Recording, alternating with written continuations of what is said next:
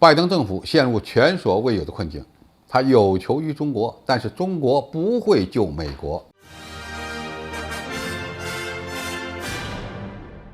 观众朋友、网友朋友，大家好，我是付贤少。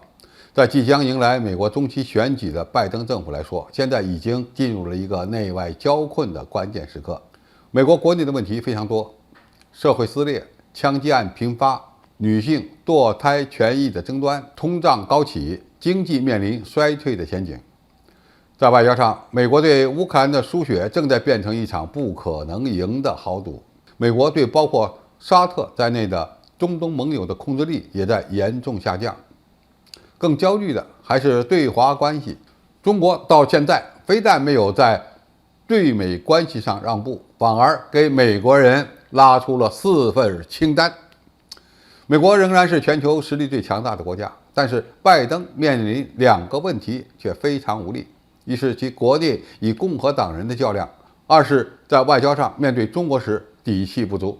最近，当美国人还在考虑要不要取消对华产品高额关税时，一份让拜登刺眼的报表出来了。今年6月，美国消费者价格指数环比上涨了 1.3%， 同比增长 9.1%， 远高于市场预期。美国人甚至可以预期加息100个基点了。说实话，现在美国就算全部取消对华关税，对解决通胀危机的作用也相当有限。美国的通胀源于疫情期间的数次大规模美元放水，再加上供应链的危机、劳动力短缺和全球能源价格上涨。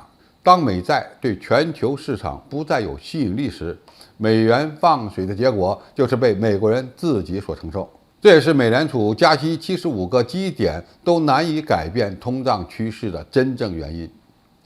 因为疫情导致劳动力市场短缺，美国公司雇员的薪水上涨幅度非常大，又导致购买力需求旺盛。但是偏偏全球产品出口国都因为疫情而造成了劳动力短缺或者是供应链危机，最后无法向美国市场提供足够多的物美价廉的产品。美国1季度的 GDP 环比是负增长，2季度的情况也不乐观。如果连续2个季度都是负增长，美国的经济衰退的态势将无法避免。纽约联储银行的分析师认为，美国的衰退会从今年的第4季度开始，并持续到明年，收缩幅度约为 2%。即使是温和的经济衰退，也可能导致至少数十万美国人失去工作。随着企业盈利减少，其股市会进一步的下跌。美国总统拜登已经低迷的民意支持率也可能再受打击。拜登现在的国内支持率只有 30%， 民主党输掉中期选举几乎是板上钉钉。后面拜登政府在改善中美关系的问题上面临的阻力也会更大。而且最关键的是，中国现在根本就不着急。6月份，中国的贸易顺差高达979亿美元，而中国1年的顺差就高达万亿美元的水平。全世界的主要经济体只有中国有这样的状态。美国是逆差，日本出现逆差，德国出现逆差，印度更是逆差，韩国也出现了逆差。现在除了能源出口国，恐怕只有中国是顺差了。那么这就是中国厉害的地方。过去我们就说过，中美竞争的关键就是2国的科技竞争、社会制度水平的竞争。那么为什么说美国现在有求于中国呢？其实主要是这几方面造成的。第一，在外交层面，美国担心中国与俄罗斯进一步走近，这是美国外交战略的死结。所以每次中美高层对话，美国都表达了对中俄关系发展的担忧。第二，在中美贸易战层面，拜登政府希望中国能够配合美国的行动，也就是让美国有台阶下。比如，美国要是被逼着减少对华产品的高额关税，也需要中国同步减少美国产品的关税。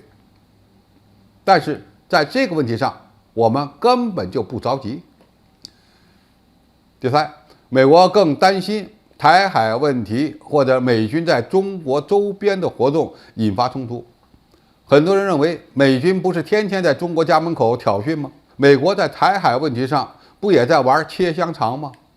这么说没错，但是站在美国的角度看来，这是打压中国、维持其霸权的需要，并不等于不担心中美之间发生擦枪走火的事件。但是美国也应该明白，中国对改善中美关系并不着急，因为时与势都在中国这一边。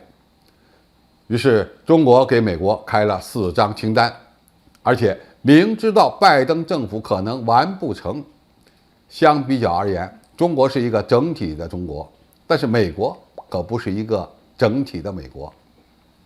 所以拜登政府虽然明明有求于中国，但是呢又不得不表现得非常强硬，甚至呢还要不断地打压中国。但是美国人清楚，中美之间的关系是竞争的关系，对此中国人更明白，所以不会有中国救美国那一说。许多人都不希望美国崩溃，但是万一美国自己崩溃了呢？那只能说天佑中华了。好，今天的评述就到这里，谢谢大家收看，我们下期再见。